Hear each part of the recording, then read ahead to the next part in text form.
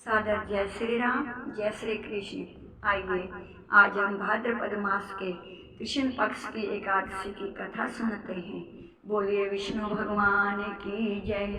एक समय कुंती पुत्र युधिष्ठिर ने भगवान श्री कृष्ण से कहा कि हे जनार्दन, आप मुझे भादो मास के कृष्ण पक्ष की एकादशी की विधि और नाम बतलाइए। एकादशी के बारे में बतलाइए, इसकी विधि क्या है, नाम क्या है और इसकी कथा क्या है, सब विस्तार पूर्वक कहिए।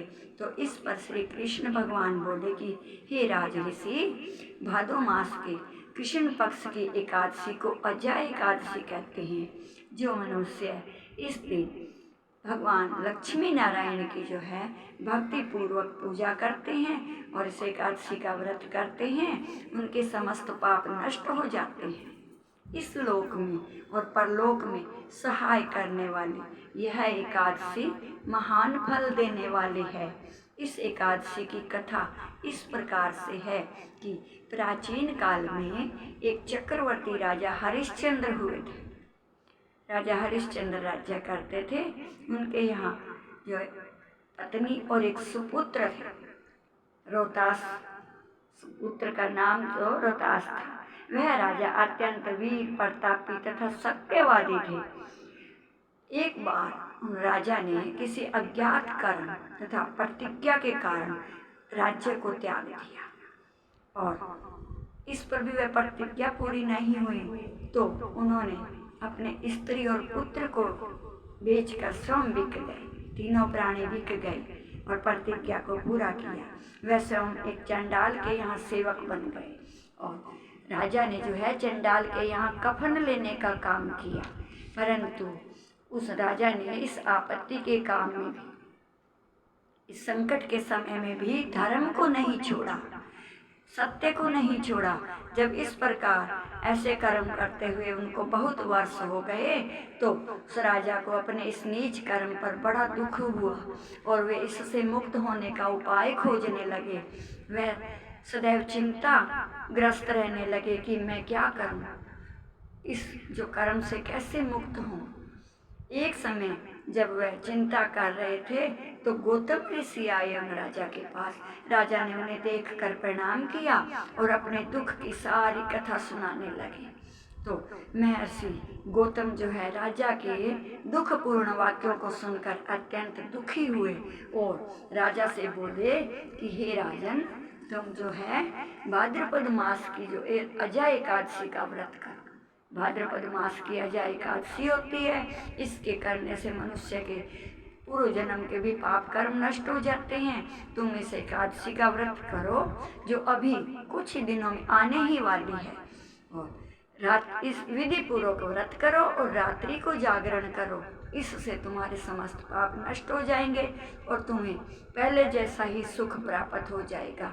ऐसा कहकर गौतम ऋषि जो है राजा से इस प्रकार के वचन कहकर गौतम ऋषि अंतर्ध्यान हो गए और राजा ने जो है गौतम ऋषि के बताए अनुसार विधि पूर्वक अजय एकादशी का व्रत किया। उसी समय वहाँ राजा की जो रानी थी अपने पुत्र को लेकर आई।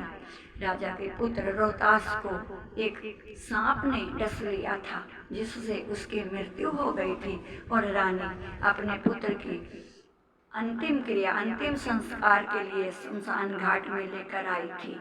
तो राजा ने अपने कर्तव्य का पालन करते हुए रानी से कर मांगा। देखिए धन्य है ऐसे राजा जिन्होंने उनकी कर्तव्य परायणता देखिए, सत्यनिष्ठा देखिए, सत्य को नहीं छोड़ा। रानी से कर मांगा तो रानी के पास देने के लिए कुछ भी नहीं था। तो राजा ने कहा कि कर तो देना ही पड़ेगा। तो रानी ने अपने चीर का आधा भाग कर के रूप में दिया और उसी समय आकाश में एक बिजली सी चमकी और भगवान साक्षात प्रकट हो गए राजा के सामने। राजा को दर्शन दिए और बहुत प्रसन्न हुए और आकाश से पुष्प वर्षा होने लगी। आकाश में दुंदुभियां बजने लगी और सभी और राजा की जय जयकार होने लगी।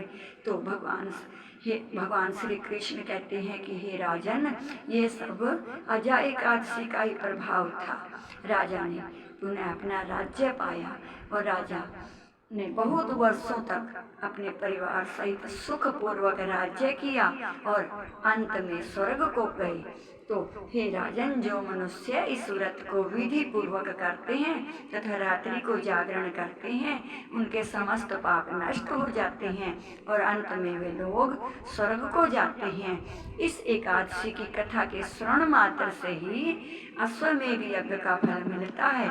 ऐसे पुण्यदायिनी एकादशी का व्रत हम सभी को अवश्य ही करना चाहिए। अपने शरीर की सामर्थ्य अनुसार फलाहार लेकर कर लीजिए, लेकिन अन्न का त्याग तो अवश्य ही करना चाहिए।